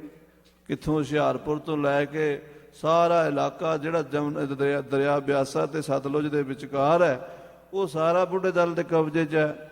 ਤੇ ਉਹ ਬੁੱਢੇ ਦਲ ਇਹ ਸੋਚਦੇ ਆ, ਕਹਿੰਦੇ ਜਿਹੜੇ ਤਰਨੇ ਦਲ ਵਾਲੇ ਹੈ ਨਾ, ਉਹ ਕਸੂਰ ਲੁੱਟ ਕੇ ਬੜਾ ਮੋਟਾ ਮਾਲ ਮਾਰ ਕੇ ਲਿਆਏ ਆ। ਇੱਕ ਦੂਜੀ ਦੇ ਬਾਰੇ ਆਪਸ ਦੇ ਵਿੱਚ ਸਿੱਖਾਂ ਦੇ ਇਦਾਂ ਦੇ ਖਿਆਲ ਸ਼ੁਰੂ ਹੋ ਗਏ। ਹਮੈ ਹਾਥ ਕਬ ਵਹਿ ਲੁੱਟ ਆਵੈ। ਉਹ ਮਾਲ ਸਾਡੇ ਹੱਥ ਕਿਵੇਂ ਆਵੇਗਾ? ਕਹਿੰਦੇ ਉਹ ਬੜਾ ਤਗੜਾ ਮਾਲ ਹੈ ਜਿਹੜਾ ਕਸੂਰ ਵਾਲਿਆਂ ਨੇ ਲੁੱਟਿਆ ਹੈ। ਦੋ ਵੱਲ ਐਮ ਕਰੈ ਪਛਤਾਏ। ਇਹਦਾ ਦੋਵੇਂ ਪਾਸੇ ਪਛਤਾਵਾ ਹੋਣ ਲੱਗ ਪਿਆ ਵੀ ਜੇ ਅਸੀਂ ਉੱਥੇ ਹੁੰਦੇ ਤੇ ਅਸੀਂ ਕਸੂਰ ਲੁੱਟਦੇ। ਉਹ ਕਹਿੰਦੇ ਜੇ ਅਸੀਂ ਦੁਆਬੇ 'ਚ ਹੁੰਦੇ ਅਸੀਂ ਜਲੰਧਰ ਲੁੱਟਦੇ। ਇਹ ਨਹੀਂ ਸੋਚਦੇ ਵੀ ਉਹ ਵੀ ਠੀਕ ਨੇ, ਅਸੀਂ ਵੀ ਠੀਕ ਆ। ਇਦਾਂ ਸਾਡੇ ਜਿਵੇਂ ਪੰਜਾਬੀਆਂ ਦਾ ਸੁਭਾਅ ਹੈ ਨਾ, ਇੱਕ ਦੂਜੀ ਦੀਆਂ ਲੱਤਾਂ ਖਿੱਚਣ ਦਾ, ਉਹ ਉੱਥੇ ਆ ਗਿਆ ਸਾਧ ਸੰਗਤ। ਹਾਂਜੀ, ਜਿਤ ਜਿਤ ਕਰਮ ਤਿਤੋ ਤਿਤ ਪਾਏ। ਹਾਂ, ਇਹ ਸੋਚਣ ਵਾਲੀ ਗੱਲ ਸੀ ਵੀ ਜਿਹਦੇ ਜਿਹਦੇ ਕਰਮਾਂ 'ਚ ਜੋ ਕੁਝ ਹੈ ਉਹਨੂੰ ਉਹ ਮਿਲਣਾ ਹੈ, ਬਿਨਾਂ ਭਾਗਾਂ ਤੋਂ। ਸਾਧ ਸੰਗਤ ਜੀ, ਇੱਕ ਬੇਨਤੀ ਕਰੀਏ, ਜਿਹੜਾ ਗੁਰੂ ਕਾ ਸਿੱਖ ਵਿਚਾਰਵਾਨ ਹੈ, ਗੁਰਬਾਣੀ ਦੇ ਰੰਗ ਵਿੱਚ ਰੰਗਿਆ, ਉਹਨੂੰ ਸਮਝ ਆਉਂਦੀ ਇਸ ਗੱਲ ਦੀ, ਬਾਕੀਆਂ ਨੂੰ ਨਹੀਂ ਆਉਂਦੀ ਕਿ ਅਸੀਂ ਦੂਸਰੇ ਵੱਲ ਦੇਖ ਕੇ ਦੁਖੀ ਹੁੰਦੇ ਹਾਂ। ਇੰਨਾ ਲੋਕ ਆਪਣੇ ਦੁੱਖਾਂ ਕਰਕੇ ਦੁਖੀ ਨਹੀਂ ਜਿੰਨੇ ਦੂਜਿਆਂ ਦੇ ਸੁੱਖਾਂ ਨੂੰ ਵੇਖ ਕੇ ਦੁਖੀ ਹੁੰਦੇ ਹਾਂ। ਅੱਜ ਵੀ ਇਹ ਸਾਡੀ ਸਾਰਿਆਂ ਦੀ ਹਾਲਤ ਹੈ। ਈਰਖਾ ਜਿਹੜੀ ਸਾਨੂੰ ਸਾੜ ਸਾੜ ਕੇ ਅੰਦਰੋਂ ਅੰਦਰ ਹੀ ਘੁਣ ਦੀ ਤਰ੍ਹਾਂ ਖਾਈ ਜਾਂਦੀ ਹੈ। ਘਰਾਂ ਵਿੱਚ, ਪਰਿਵਾਰਾਂ ਵਿੱਚ, ਜਿੱਥੇ ਮਰਜ਼ੀ ਚਲੇ ਜਾਓ, ਈਰਖਾਬਾਜ਼ੀ ਬਹੁਤ ਹੈ। ਜੇ ਸਾਡਾ ਗੁਆਂਢੀ ਜਾਂ ਸਾਡਾ ਕੋਈ ਭਰਾ ਜਾਂ ਸਾਡਾ ਕੋਈ ਰਿਸ਼ਤੇਦਾਰ ਰੋਟੀ ਖਾਣ ਲੱਗ ਜਾਵੇ, ਅਸੀਂ ਕਹਿੰਦੇ ਉਹਨੂੰ ਇਹ ਕਿਉਂ ਮਿਲ ਗਿਆ? ਇਹ ਨਹੀਂ ਸੋਚਦੇ ਵੀ ਜਿਹੜੇ ਵਾਹਿਗੁਰੂ ਨੇ ਉਹਨੂੰ ਦਿੱਤਾ, ਜੇ ਆਪਾਂ ਉਹਦੇ ਅੱਗੇ ਅਰਦਾਸ ਕਰਾਂਗੇ ਉਹ ਸਾਨੂੰ ਵੀ ਦੇਵੇਗਾ। ਇੱਕ ਵਾਰੀ ਭਗਵਾਨ ਸ਼ਿਵ ਜੀ ਦੇ ਪਾਰਵਤੀ ਤੁਰੇ ਜਾਂਦੇ ਤੇ ਪਾਰਵਤੀ ਕਹਿੰਦੀ, ਮਹਾਰਾਜਾ ਉਹ ਬੰਦਾ ਬੜਾ ਗਰੀਬ ਜਿਹਾ ਬੈਠਾ, ਦੁਖੀ ਬੜਾ, ਉੱਤੇ ਰਹਿਮ ਕਰ ਦਿਓ, ਤਰਸ ਕਰ ਦਿਓ, ਕੋਈ ਉਹਨੂੰ ਦੇ ਜਲੀਏ। ਸ਼ਿਵ ਜੀ ਕਹਿੰਦੇ, ਪਾਰਵਤੀ ਚੁੱਪ ਕਰਕੇ ਲੰਘ ਚੱਲ, ਇਹ ਬੰਦਾ ਲੈਣ ਜੋਗਾ ਕੱਖ ਨਹੀਂ, ਇਹਦੇ ਅੰਤਸ਼ਕਰਨ ਦੇ ਵਿੱਚ ਮੈਲ ਹੈ, ਖੋਟ ਹੈ, ਇਹ ਨਹੀਂ ਕੁਝ ਲੈ ਸਕਦਾ। ਕਹਿੰਦੀ, ਨਹੀਂ ਮਹਾਰਾਜ, ਦੁਖੀ ਬੜਾ, ਮੈਨੂੰ ਤਾਂ ਤਰਸ ਆਉਂਦਾ, ਰੋਟੀ ਵਿਚਾਰੇ ਦੇ ਘਰ ਪੱਕਣ ਲੱਗ ਜਾਏਗੀ, ਤੁਸੀਂ ਕੋਈ ਮਿਹਰਬਾਨੀ ਕਰ ਜੋ। ਸ਼ਿਵ ਜੀ ਰੁਕ ਗਏ, ਪਾਰਵਤੀ ਨੂੰ ਨਾਲ ਲੈ ਕੇ ਉਹਦੇ ਕੋਲ ਚਲੇ ਗਏ। ਕਹਿੰਦੇ, ਹਾਂ ਵੀ ਭਗਤਾ, ਅਸੀਂ ਤੇਰੇ ਤੇ ਤੁੱਠੇ ਹਾਂ, ਕੁਝ ਮੰਗਣਾ ਮੰਗ ਲੈ, ਪਰ ਇੱਕ ਗੱਲ ਯਾਦ ਰੱਖੀ, ਜਿੰਨਾ ਤੂੰ ਮੰਗੇਗਾ ਤੈਨੂੰ ਮਿਲੇਗਾ, ਤੇਰੇ ਗੁਆਂਢੀ ਨੂੰ ਦੁੱਗਣਾ ਮਿਲੇਗਾ। ਜੋ ਤੂੰ ਮੰਗੇਗਾ ਤੈਨੂੰ ਮਿਲੇਗਾ, ਜੋ ਮਰਜ਼ੀ ਮੰਗ ਲੈ, ਗੁਆਂਢੀ ਨੂੰ ਦੁੱਗਣਾ। ਜੇ ਤੂੰ 100 ਕਿੱਲਾ ਜ਼ਮੀਨ ਮੰਗੀ ਤੇ ਗੁਆਂਢੀ ਨੂੰ 200 ਕਿੱਲਾ ਮਿਲੇਗੀ, ਤੈਨੂੰ ਤੇ ਮਿਲੇਗੀ 100। ਜੋ ਤੂੰ ਮੰਗੇਗਾ। ਸੋਚਾਂ 'ਚ ਪੈ ਗਿਆ। ਭਗਵਾਨ ਕਹਿੰਦੇ, ਮੰਗ ਵੀ ਹੁਣ, ਸੋਚਦਾ ਕੀ ਹੈ? ਕਹਿੰਦਾ, ਜੀ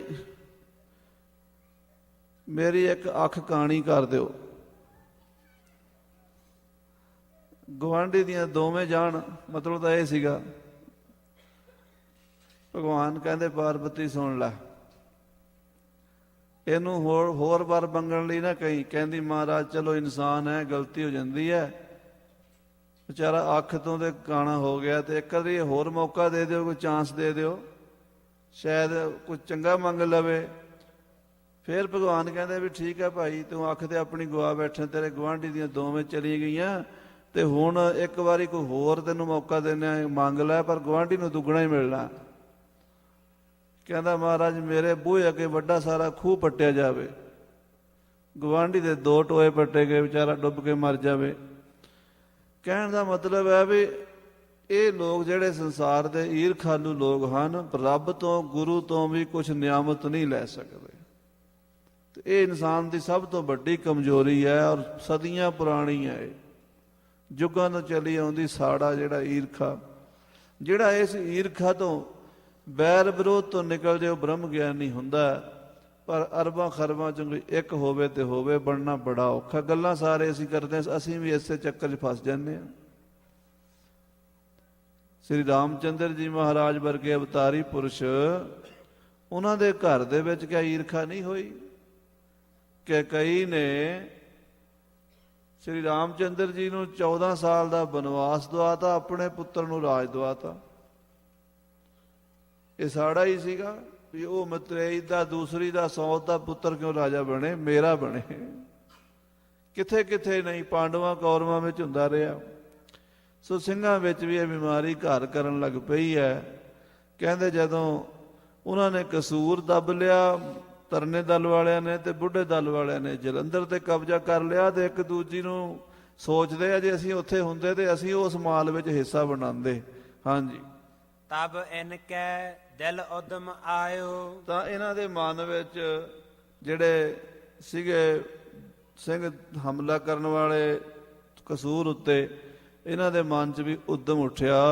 ਲਾਹੌਰ ਗਿਰਦ ਅਨ ਸੁਨੋ ਤਕਾਇਓ। ਉਹਨੇ ਆਖਿਆ ਵੀ ਆਪਾਂ ਕਸੂਰ ਤੇ ਤਾਂ ਕਬਜ਼ਾ ਕਰ ਲਿਆ, ਲਾਹੌਰ ਦਾ ਆਲਾ ਦੁਆਲਾ ਸੁਣਾ ਪਿਆ।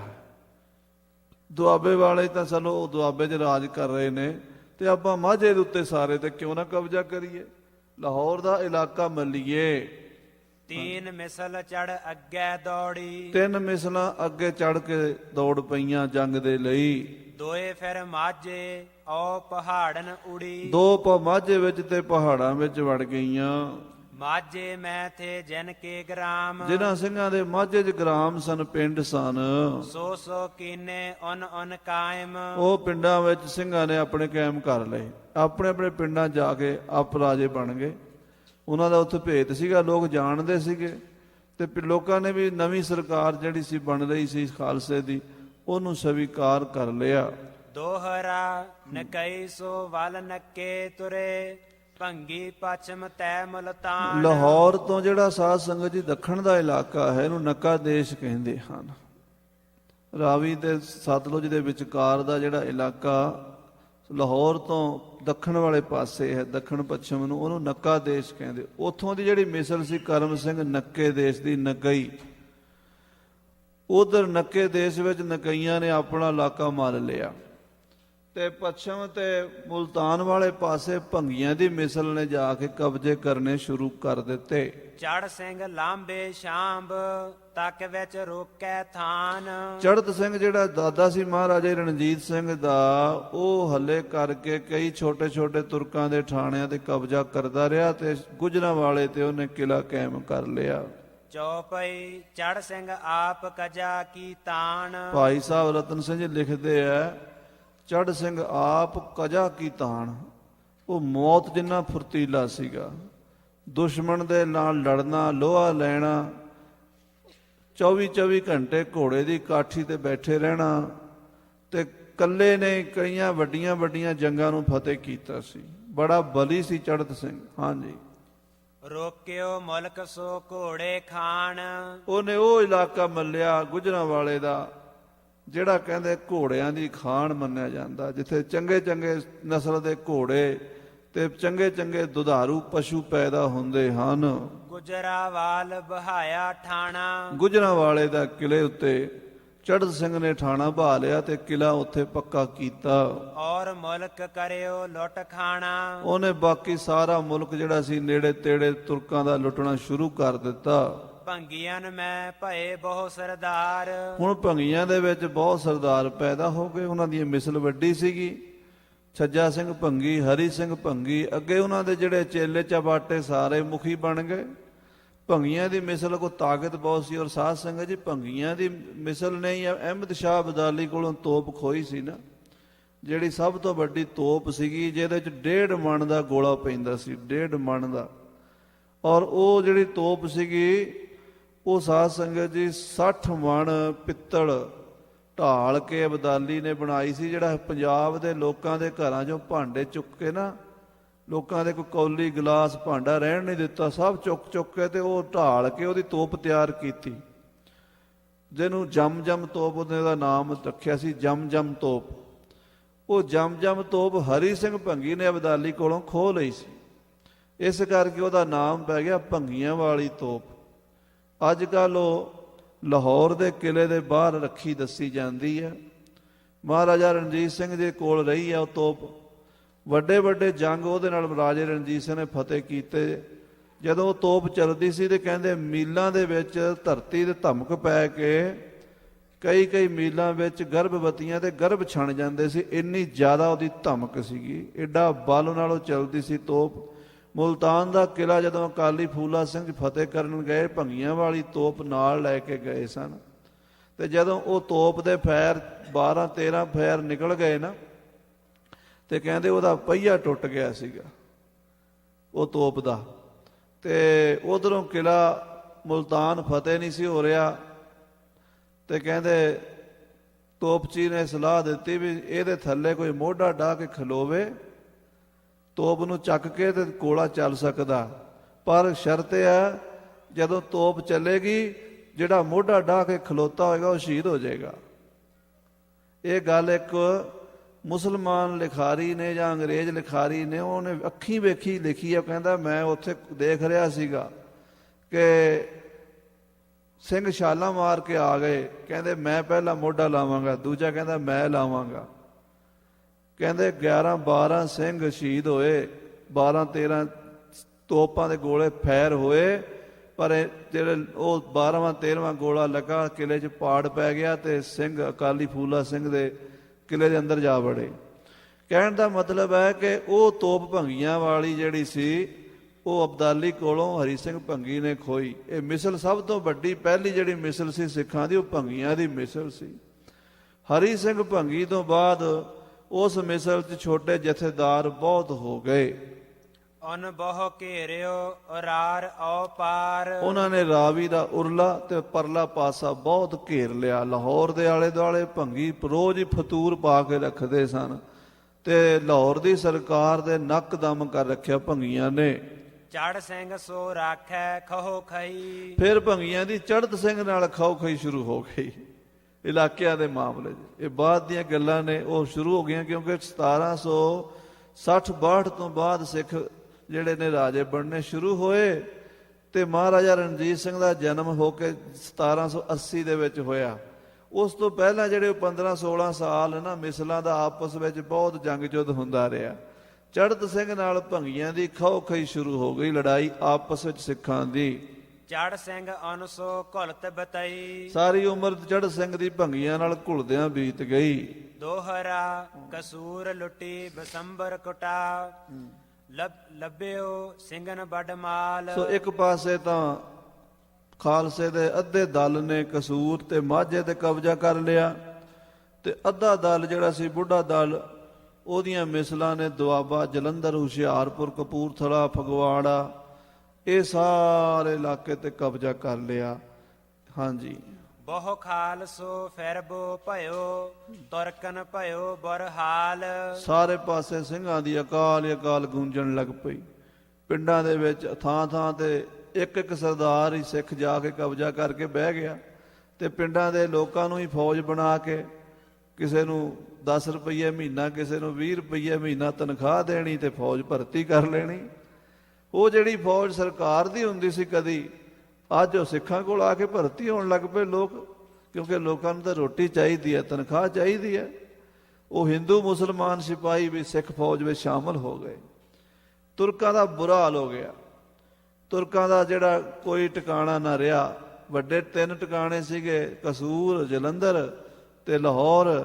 ਕਸੂਰ ਤੇ ਜਲੰਧਰ ਤੇ ਸਿੱਖਾਂ ਦਾ ਸਿੱਧਾ ਕਬਜ਼ਾ ਹੋ ਗਿਆ ਤੇ ਲਾਹੌਰ ਦੇ ਆਲੇ ਦੁਆਲੇ ਸਿੱਖਾਂ ਨੇ ਉਂਝ ਇਲਾਕਾ ਸਾਰਾ ਉਗਰਾ ਲਿਆ। ਜਿਹੜੇ ਲਾਹੌਰ ਦੇ ਵਿੱਚ ਰਹਿ ਗਏ ਸਰਦਾਰ ਤੁਰਕਾਂ ਦੇ, ਉਹਨਾਂ ਨੂੰ ਰੋਟੀ ਖਾਣੀ ਵੀ ਮੁਹਾਲ ਹੋ ਗਈ। ਚੌਪਈ ਬਹੁਤ ਸ਼ੋਰ ਸਿੰਘਨ ਕੋ ਭਇਓ। ਉਸ ਸਮੇਂ ਖਾਲਸੇ ਦਾ ਬੜਾ ਬੋਲਬਾਲਾ ਹੋ ਗਿਆ। ਸਭ ਥਾਂ ਤੇ ਅਕਾਲ ਹੀ ਅਕਾਲ ਦੇ ਜਕਾਰੇ ਗੂੰਜਣ ਲੱਗ ਪਏ। ਤਰਫ ਚਾਰ ਦੁਸ਼ਟਨ ਗਮ ਪਇਓ। ਤੁਰਕਾਂ ਨੂੰ ਚਾਰੇ ਪਾਸੇ ਗਮ ਪੈ ਗਿਆ ਕਿ ਹੁਣ ਕੀ ਬਣੇਗਾ। ਸਾਡਾ ਸਦੀਆਂ ਦਾ ਰਾਜ, ਇਹ ਥੋੜੇ ਜਿਹੇ ਮੁੱਠੀ ਭਰ ਸਿੱਖ ਪੈਦਾ ਹੋ ਕੇ ਖੋ ਰਹੇ ਨੇ, ਹੁਣ ਅਸੀਂ ਕੀ ਕਰੀਏ। ਲਾਹੌਰ ਮਾਹੇ ਜੋ ਤੁਰਕ ਫੌਜਦਾਰ। ਜਿਹੜਾ ਲਾਹੌਰ ਦੇ ਵਿੱਚ ਤੁਰਕਾਂ ਦਾ ਫੌਜਦਾਰ ਬੈਠਾ ਸੀ, ਖਰਚ ਬਿਨਾ ਸੋ ਭਇਓ ਲਚਾਰ। ਉਹਨੂੰ ਰੋਟੀ ਲੱਭਣੀ ਔਖੀ ਹੋ ਗਈ, ਖਰਚੇ ਤੋਂ ਔਖਾ ਹੋ ਗਿਆ। ਕਿਉਂਕਿ ਖਰਚਾ ਤਾਂ ਸਰਕਾਰ ਦਾ ਚੱਲਦਾ ਲੋਕਾਂ ਦੇ ਸਿਰ ਤੋਂ, ਟੈਕਸ ਦੇ ਸਿਰ ਤੋਂ। ਟੈਕਸ ਸਿੱਖਾਂ ਨੇ ਆਪ ਉਗਰਾਉਣਾ ਸ਼ੁਰੂ ਕਰਤਾ ਤੇ ਸਰਕਾਰ ਕੋਲ ਕੁਝ ਨਹੀਂ ਬਚਦਾ, ਪਹੁੰਚਦਾ ਹੀ ਨਹੀਂ ਕੁਛ। ਜਿਹੜੇ ਉਹਨਾਂ ਦੇ ਖਜ਼ਾਨੇ ਸਨ ਉਹ ਖਾਲੀ ਹੋਣ ਲੱਗੇ। ਲੱਗੇ ਲਾਹੌਰ ਕੋਲ ਲੁੱਟ ਲੁੱਟ ਖਾਣ। ਸਿੰਘ ਲਾਹੌਰ ਦੇ ਕੋਲ ਜਾ ਜਾ ਕੇ ਡਾਕੇ ਮਾਰਨ ਲੱਗੇ। ਇੱਕ ਵਾਰੀ ਤਾਂ ਜੱਸਾ ਸਿੰਘ ਆਹਲੂਵਾਲੀਆ ਲਾਹੌਰ ਦੇ ਬਾਜ਼ਾਰ ਦੇ ਵਿੱਚੋਂ ਜਾ ਕੇ ਹੱਲਾ ਮਾਰ ਕੇ ਆਇਆ ਸੀਗਾ। ਇਦਾਂ ਸਿੰਘ ਜਿਹੜੇ ਲਾਹੌਰ ਦਾ ਆਲਾ ਦੁਆਲਾ ਸਾਰਾ ਕਬਜ਼ੇ ਕਰਨ ਲੱਗੇ। ਬਾਹਰ ਨਿਕਲਣ ਕੋ ਉਸੇ ਨਾ ਤਾਣ। ਉਹ ਜਿਹੜਾ ਲਾਹੌਰ ਦਾ ਉਸ ਵੇਲੇ ਗਵਰਨਰ ਸੀ ਤੁਰਕਾਂ ਦਾ, ਉਹਦੇ 'ਚ ਇੰਨੀ ਹਿੰਮਤ ਨਹੀਂ ਸੀ, ਜੁਰਤ ਨਹੀਂ ਸੀ ਕਿ ਲਾਹੌਰ ਦੇ ਕਿਲੇ ਤੋਂ ਬਾਹਰ ਝਾਤੀ ਵੀ ਮਾਰ ਆਵੇ, ਦੇਖ ਕੇ ਵੀ ਸਿੰਘ ਕੀ ਕਰਦੇ ਆ, ਸਿੰਘਾਂ ਨੂੰ ਰੋਕੀਏ ਜਾਂ ਨਾ। ਰੋਕਣ ਦੀ ਵਿਚਾਰੇ 'ਚ ਤਾਕਤ ਹੀ ਨਹੀਂ ਸੀ, ਉਹ ਕੀ ਬਾਹਰ ਨਿਕਲਦਾ। ਡਰ ਕੇ ਅੰਦਰ ਬਹਿ ਗਿਆ। ਸਿੰਘਨ ਲਿਓ ਸਭ ਮੁਲਕ ਉਗਰਾਹੇ। ਖਾਲਸੇ ਨੇ ਮਾਝਾ ਦੁਆਬਾ ਸਾਰਾ ਉਗਰਾ ਲਿਆ। ਸਾਰੇ ਮਾਝੇ ਦੁਆਬੇ ਦੇ ਵੀ ਪਰਲਾ ਜਿਹੜਾ ਰਾਵੀ ਤੋਂ ਪਾਕਿਸਤਾਨ 'ਚ ਪੰਜਾਬ ਹੈ, ਗੁਜਰਾਂ ਵਾਲੇ ਤੀਕ, ਮੁਲਤਾਨ ਤੀਕ, ਉਹ ਸਿੱਖਾਂ ਦੀਆਂ ਮਿਸਲਾਂ ਨੇ। ਸਾਰਾ ਮਾਮਲਾ ਕਰੋੜਾਂ ਰੁਪਇਆਂ ਦਾ ਜਿਹੜਾ ਸਰਕਾਰ ਦੇ ਖਜ਼ਾਨੇ 'ਚ ਜਾਣਾ ਸੀਗਾ, ਦਿੱਲੀ ਜਾਣਾ ਸੀ, ਲਾਹੌਰ ਜਾਣਾ ਸੀ, ਉਹ ਕਰੋੜਾਂ ਰੁਪਈਆ ਸਿੱਖਾਂ ਨੇ ਆਪਣੇ ਕਬਜ਼ੇ 'ਚ ਕਰ ਲਿਆ। ਫੌਜ ਭਈ ਕਮ ਲਾਹੌਰੈ ਮਾਹੇ। ਤੇ ਲਾਹੌਰ ਦੇ ਵਿੱਚ ਜਿਹੜੀ ਫੌਜ ਸੀ ਉਹ ਹੌਲੇ ਹੌਲੇ ਖਤਮ ਹੁੰਦੀ ਗਈ, ਘਟਦੀ ਗਈ।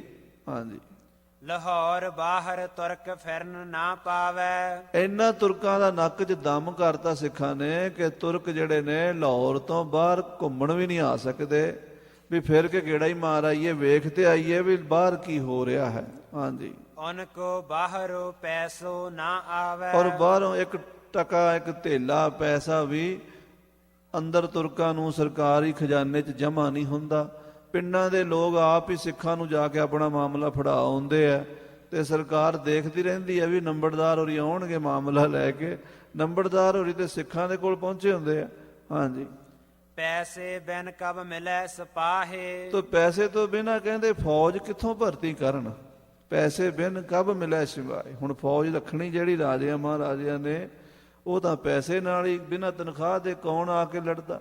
ਪੈਸੇ ਬਿਨ ਕਬ ਮਿਲੈ ਸਿਪਾਹੀ। ਬਿਨਾਂ ਪੈਸੇ ਦੇ ਸਿਪਾਹੀ ਕਿੱਥੋਂ ਮਿਲਦੇ, ਭਾਵ ਨਹੀਂ ਮਿਲਦੇ। ਇਮ ਕਰ ਫੌਜ ਭਈ ਘਟ ਵਾਹੇ। ਇਸ ਤਰ੍ਹਾਂ ਸਾਧ ਸੰਗਤ ਜੀ, ਤੁਰਕਾਂ ਦੀ ਫੌਜ ਘਟਦੀ ਘਟਦੀ ਬਹੁਤ ਘਟ ਗਈ।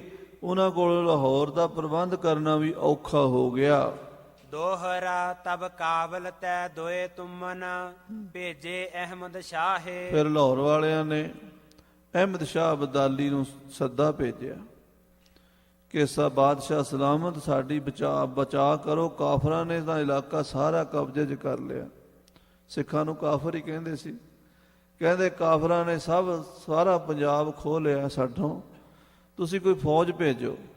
ਅਹਿਮਦ ਸ਼ਾਹ ਅਬਦਾਲੀ ਦੇ 2 ਤੁੰਮਣ ਆਏ। ਤੁੰਮਣ ਕਹਿੰਦੇ ਨੇ 12,000 ਫੌਜ ਦਾ ਇੱਕ ਤੁੰਮਣ ਹੁੰਦਾ। 2 ਤੁੰਮਣ ਦਾ ਮਤਲਬ ਹੈ ਵੀ 24,000, 24-25,000 ਫੌਜ ਤੁਰਕਾਂ ਪਠਾਣਾਂ ਦੀ ਸਿੱਖਾਂ ਨਾਲ ਲੜਨ ਵਾਸਤੇ ਅਹਿਮਦ ਸ਼ਾਹ ਨੇ ਭੇਜ ਦਿੱਤੀ। ਸਿਰ ਬੁਲੰਦ ਔ ਜਹਾਨ ਖਾਂ ਆਏ ਬਹੇ ਪੰਜਾਬ ਹੈ ਮਾਹੇ। ਕੌਣ ਕੌਣ ਆਇਆ? ਇੱਕ ਤਾਂ ਜਹਾਨ ਖਾਨ ਆਇਆ ਤੇ ਇੱਕ ਸਰਬੁਲੰਦ ਖਾਨ। ਇਹ ਦੋਵੇਂ ਜਿਹੜੇ ਸਨ ਇਹ ਕਾਬਲ ਤੋਂ ਸਿੱਖਾਂ ਨਾਲ ਲੜਨ ਵਾਸਤੇ ਪੰਜਾਬ 'ਚ ਆ ਬੈਠੇ। ਚੌਪਈ ਸਿਰ ਬੁਲੰਦ ਆਇਓ ਬਹਿਓ ਰਵਤਾਸ। ਸਰ ਬੁਲੰਦ ਰੋਹਤਾਸ ਆ ਕੇ ਬੈਠਿਆ। ਰੋਹਤਾਸ ਅੱਜ ਕੱਲ੍ਹ ਪਾਕਿਸਤਾਨ ਵਿੱਚ ਹੈ, ਪਰ ਪੰਜਾਬ ਦਾ ਸ਼ਹਿਰ ਹੈ। ਪੂਜਨੀਕ ਮਾਤਾ ਸਾਹਿਬ ਦੇਵਾਂ ਜੀ ਕਲਗੀਧਰ ਪਾਤਸ਼ਾਹ ਦੇ ਮਹਿਲ ਖਾਲਸੇ ਦੇ ਮਾਤਾ ਜੀ ਰੋਹਤਾਸ ਦੇ ਸਨ। ਇਹ ਰੋਹਤਾਸ ਸ਼ਹਿਰ ਦੇ ਵਿੱਚ ਹੁਣ ਉੱਥੇ ਮਾਤਾ ਜੀ ਦੀ ਯਾਦ ਵਿੱਚ ਪਾਕਿਸਤਾਨ ਦੇ ਪ੍ਰੇਮੀ ਸਿੱਖਾਂ ਨੇ ਜਿਹੜਾ ਉਹਨਾਂ ਦਾ ਘਰ ਸੀਗਾ ਉਹਦੀ ਮੁਰੰਮਤ ਕਰਾਈ ਹੈ, ਗੁਰਦੁਆਰਾ ਬਣਾ ਦਿੱਤਾ। ਸੋ ਸਾਧ ਸੰਗਤ ਜੀ ਰੋਹਤਾਸ ਦੇ ਵਿੱਚ ਸਰ ਬੁਲੰਦ ਖਾਂ ਆ ਕੇ ਬੈਠ ਗਿਆ। ਹੋ ਰਹਿਓ ਸੂਬੋ ਸੋ ਅਟਕੈ ਖਾਸ। ਉਹ ਅਟਕਦੇ ਇਲਾਕੇ ਦਾ ਸੂਬੇਦਾਰ ਬਣ ਕੇ ਰੋਹਤਾਸ ਦੇ ਇਲਾਕੇ ਦਾ ਸਾਰੇ ਦਾ ਪ੍ਰਬੰਧ ਕਰਕੇ ਬੈਠ ਗਿਆ। ਜਹਾਨ ਖਾਂ ਕੀਓ ਸਿਆਲਕੋਟ ਡੇਰੋ। ਤੇ ਜਹਾਨ ਖਾਨ ਪੰਜਾਬ ਜਾਇਆ ਤੇ ਉਹ ਸਿਆਲਕੋਟ ਡੇਰਾ ਪਾ ਕੇ ਬੈਠ ਗਿਆ। ਸਿੰਘਨ ਸਿਉ ਕੀਓ ਜਹੈ ਭਟ ਫੇਰੋ। ਉਹ ਸਿੰਘਾਂ ਨਾਲ ਲੜਾਈ ਤਾਂ ਕਰਨੀ ਚਾਹੁੰਦੇ ਸਨ, ਪਰ ਡਰਦੇ ਵੀ ਸਨ ਵੀ ਸਿੰਘਾਂ ਦੀ ਤਾਕਤ ਕਿਤੇ ਸਾਨੂੰ ਪੈਰ ਹਿਲਾ ਨਾ ਦੇਣ ਸਾਡੇ। ਤਮੂਰ ਸ਼ਾਹੇ ਲਾਹੌਰੈ ਬਹਿਓ। ਤੇ ਅਬਦਾਲੀ ਦਾ ਪੁੱਤਰ ਤਮੂਰ ਸ਼ਾਹ ਉਹ ਲਾਹੌਰ ਦੇ ਅੰਦਰ ਸੂਬੇਦਾਰ ਬਣ ਕੇ ਬੈਠਾ ਰਿਹਾ। ਐਸੋ ਬਿਉਂਤ ਤਬ ਗਿਲ ਜਨ ਕੀਓ। ਇਸ ਤਰ੍ਹਾਂ ਦੀ ਗਿਲਜਿਆਂ ਦੇ ਨਾਲ ਸਾਧ ਸੰਗਤ ਜੀ ਉਹ ਸਿੱਖਾਂ ਦੀ ਲੜਾਈ ਹੋਣ ਦੇ ਤਿਆਰੇ ਹੋਣ ਲੱਗੇ। ਉਹਨਾਂ ਦਿਨਾਂ ਵਿੱਚ ਹੀ ਬਾਬਾ ਗੁਰਬਖਸ਼ ਸਿੰਘ ਜੀ ਨਿਹੰਗ ਸਿੰਘ ਜੋ ਸ੍ਰੀ ਅਕਾਲ ਤਖਤ ਸਾਹਿਬ ਦੇ ਪਿਛਲੇ ਪਾਸੇ ਉਹਨਾਂ ਦਾ ਸਥਾਨ ਹੈ, ਉਹਨਾਂ ਦੇ ਨਾਲ ਅਬਦਾਲੀ ਦੀਆਂ ਫੌਜਾਂ